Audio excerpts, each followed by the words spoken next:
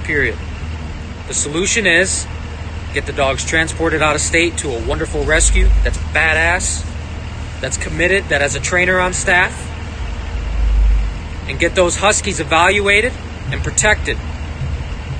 That's the plan, that's the goal, and I'm going to work my ass off day and night to make sure that happens.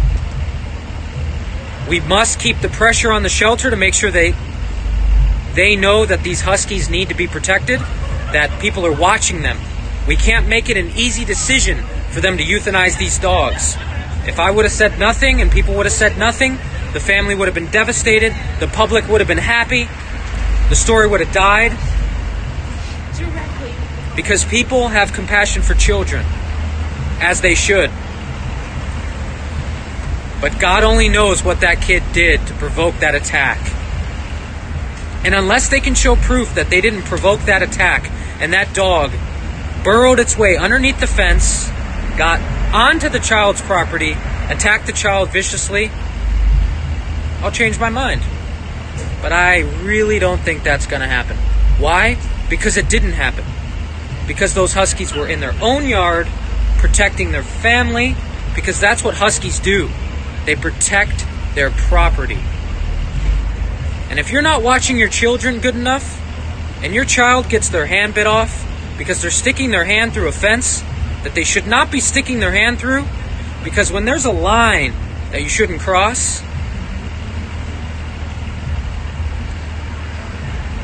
tragic things happen. Keep a better eye on your child. Now, many people are too afraid to say that, and many people are afraid to stick up for these dogs because they don't want to make the wrong decision and upset the family. Well, guess what?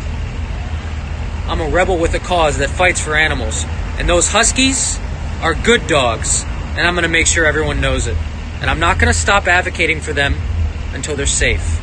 And if that shelter decides to euthanize, especially both of those Huskies, I'm going to make their life miserable.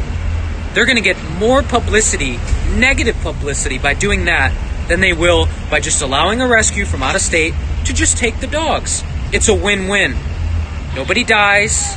The child isn't dead. The dogs aren't dead. It's a win-win. We have to make sure they know to make the right decision.